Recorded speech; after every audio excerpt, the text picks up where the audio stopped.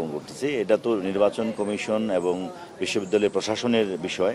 এটা এখানকার যারা প্রার্থী এবং প্রার্থীদের সমর্থক, এটা তাদের নিজস্ব বিষয়। যদি কোনো ধরনের কোনো সমস্যা থাকে সেক্ষেত্রে আমাদের প্রশাসন আমাদেরকে যেইভাবে রিকোয়েস্ট করবে বা আমাদের যেইভাবে ওনারা আমাদের কাছে মানে আমাদের পুলিশি ব্যবস্থা ওনারা যেভাবে চাবে আমরা সেইভাবে ওনাদের সাথে কথা বলে আলোচনা করে বিষয়টা আমরা সিদ্ধান্ত নেব। এটা ফলাফলের পর বোঝা যাবে যে আসলে ফলাফল ঘোষণার পর ওনারা যদি মনে করে যে এটা পরিস্থিতি অস্থিতিশীল হওয়ার সম্ভাবনা থাকে তাহলে সেটা এক ধরনের বিষয়, আর না থাকলে তো এখন আগাম মন্তব্য করাটা সমীচীন হবে না। পরিস্থিতি কেমন? পরিস্থিতি এখন পর্যন্ত ভালো আছে, না কোনো সমস্যা নেই আমাদের। ধন্যবাদ।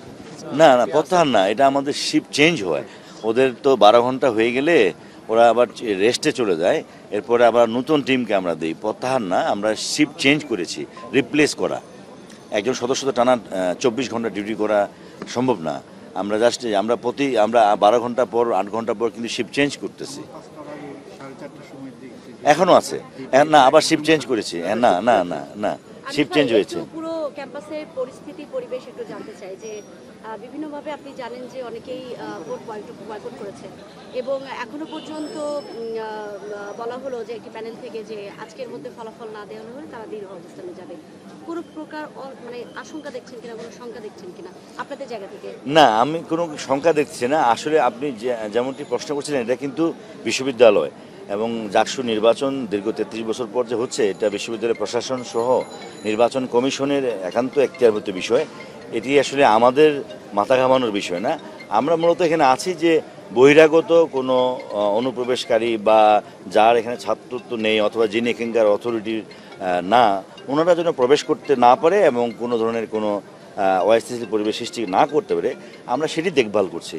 আর ভোট ফলাফল এটা পুরো বিষয়টাই কিন্তু বিশ্ববিদ্যালয় প্রশাসনের, নির্বাচন কমিশনের, এটা ওনাদের বিষয়ে। আমরা কিন্তু জাস্ট এখানে আমাদের নিরাপত্তার বিষয়টা দেখতেছি যে এখানকার কেউ যেন বিশ্ববিদ্যালয় প্রশাসন বা আপনারাও যারা আছেন আপনাদেরও নিরাপত্তা বিষয় আছে, কেউ যেন আপনাদের সাথে কেউ অন্য ধরনের অস্থিতিশীল পরিবেশ সৃষ্টি করে বা আপনাদের নিরাপত্তা বিঘ্নিত না করতে পারে, আমরা এটা দেখভাল করছি। আর ফলাফল এবং নির্বাচনের বিষয়টি একেবারেই বিশ্ববিদ্যালয় প্রশাসনের বিষয়।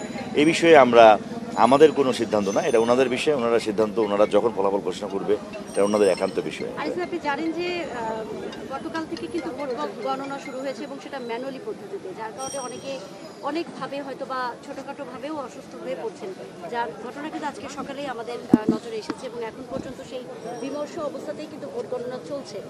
সেই জায়গা থেকে আসলে এই যে ম্যানুয়াল পদ্ধতিতে এত দীর্ঘ সময় ধরে যে ভোট গণনা এবং অনেক যারা এই প্যানেল প্রার্থীরা রয়েছেন তারাও কিন্তু আলটিমেটাম দিচ্ছেন যে প্রশাসনের দায়ভার কিন্তু দিচ্ছেন, এখানে প্রশাসনও দায়ী।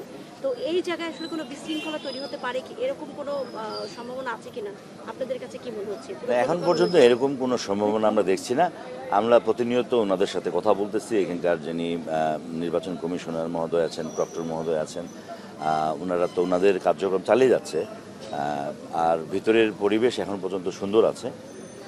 আমরা আশা করতেছি যে ওনারা যত দ্রুত সম্ভব নির্বাচনে ফলাফল ঘোষণা করবেন। ফলাফল ঘোষণা হওয়ার পর আমরা তো আছি, আপনারাও আছেন, একসাথে কাজ করতেছি একসাথে। ইনশাল্লাহ দেখি ফলাফল ঘোষণা হোক, তারপরে আবার কথা বলবো।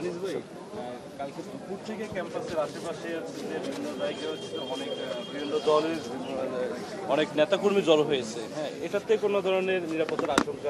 না, আপনি যেমনটি বললেন যে কালকে দুপুর থেকে আছে, এখন পর্যন্ত তো কেউ ভিতরে প্রবেশ করতে পারে নাই। আমরা তো ওইটি নিরাপত্তা দেখার জন্য এখানে আছি, যেন বহিরাগত কাউকে আমরা প্রবেশ করতে দিব না। যেমন আপনারা মিডিয়া ব্যক্তিত্ব আপনারা প্রবেশ করেছেন, যারা বৈধ পাসধারী তারা প্রবেশ করেছেন, কিন্তু পুরাতন ছাত্র যিনি পাশ করে গেছেন অথবা অন্য কোনো ব্যক্তিবর্গ আমরা ভিতরে প্রবেশ করতে দিচ্ছি না। এবং বাইরে অবস্থান করলে তাদের এটা ব্যক্তি স্বাধীনতা, ভিতরে প্রবেশের আমরা নিষেধাজ্ঞা আছে, আমরা দিচ্ছি না। যতক্ষণ পর্যন্ত না বিশ্ববিদ্যালয় কর্তৃপক্ষ অ্যালাউ করতেছে ততক্ষণ পর্যন্ত আমরা কাউকে প্রবেশ করতে দিচ্ছি না। ধন্যবাদ। আমার পুরো নাম মোহাম্মদ আনিসুজ্জামান, PPM, আমি পুলিশ সুপার, ঢাকা জেলা। জি, আসসালাম।